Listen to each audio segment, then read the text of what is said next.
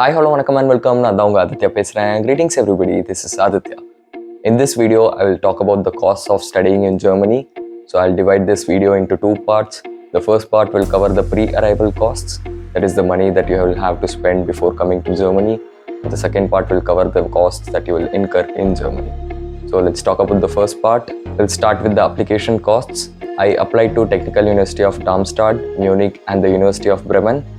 Technical University of Darmstadt and Bremen did not have any application fees, but I had to send my documents via courier to Technical University of Darmstadt, and the courier cost through DHL was about 2,250 INR after student discounts. For Technical University of Munich, I required a document called VPD through UniAssist, and UniAssist charged me 75 euros for that.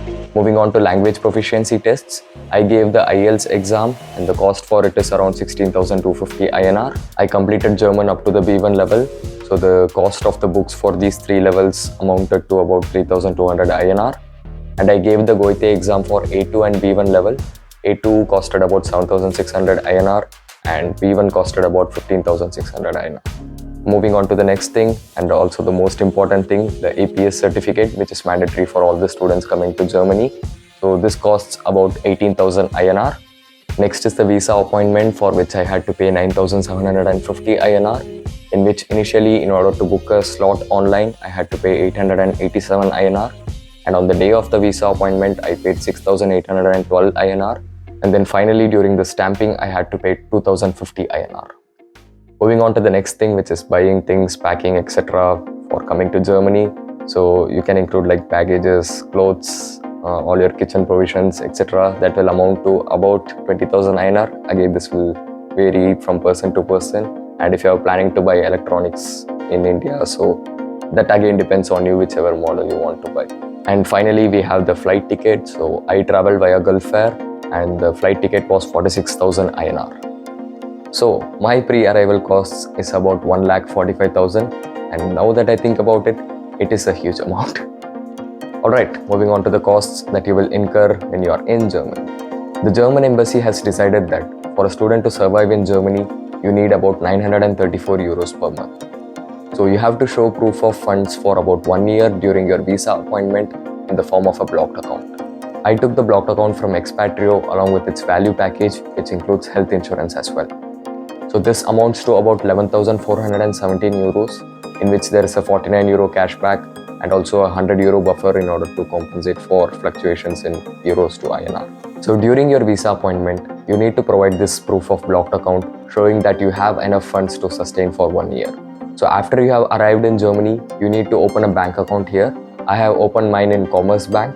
So after you have opened it, you can link that to your blocked account and every month you will receive 934 euros. Next is the university fees. Most of the universities in Germany have no tuition fees, but they take something called as a semester contribution. So which for me at TUD is about 295 euros per semester. And once we have paid this semester contribution, we will get something called as a semester ticket, which will allow the students to use the public transport freely in a particular state where your university is located. Next comes the housing, and I am living in Darmstadt, which apparently is the 5th costliest city in Germany in terms of housing. So the rent for me was about 477 euros in the house that I lived before, and that was in the outskirts, by the way. And now I have moved into the city, and here also the rent is about 450 euros and electricity is again extra. So from what I have seen, the rent can vary from as low as 200 to 250 to as high as 650 to 700. So yes, the rent does vary from city to city.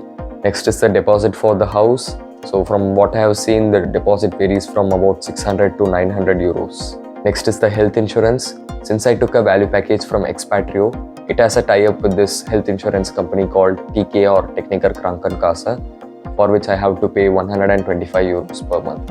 Health insurance is absolutely mandatory for everyone living in Germany. Even for your enrollment at the university requires your health insurance data. The next category is groceries. So I mostly shop at Aldi and Kaufland. These are probably the cheapest options for students here. So the groceries amount to about 80 to 100 euros per month. And sometimes I'll go to Indian shops to buy like pulses, though some idli mix, some powders, etc. So that time the cost does go a little bit high. But yeah, 80 to 100 euros should be enough for a student. Next is the miscellaneous costs like traveling, eating out, going out with your friends. So basically lifestyle. So you can set that amount to about 50 to 100 euros. Again, totally dependent on person to person. And if you're planning to eat at the cafeteria in the university, it's called as a Mensa canteen, and they do serve a wide variety of options. And let's say you get pasta, french fries, or rice or something. So I would say each meal would cost you about 2 to 4 euros depending on what you eat. If you're planning to travel the whole of Germany, you have the option to take something called as a Deutschland Ticket. It costs 49 euros. This does not include the Intercity Express or the ICE trains, but basically it includes all the buses, trams, and also the regional trains. For students, again, there is an offer on this Deutschland Ticket. For students of TUD, it's about 26 euros, but in other states, I have heard it's also like only 13 euros for them. So these are basically the costs for students studying in Germany. So if you calculate for about 2 years, you can say in Indian currency, it will be about 20 lakhs. For me personally, I'm spending about 750 euros per month. So more than half of 934 is going for my rent. And if you include the health insurance of 125, I'm left with only 1/3 of the money in order to spend for the rest. So these are basically the costs for studying in Germany. Will it change or increase in the future? Maybe. Technical University of Munich has decided that from winter semester 2024-2025, it is going to charge tuition fees from international students. So let's see if all the universities follow or if it remains the same. We have no clarity as of now, but let's see. And thanks a lot for watching this. If you liked it, like, share and subscribe. And my next video will be a travel vlog about the city of Bonn. So stay tuned for that. See you in the next video. Nandri, Vanakkam, choose.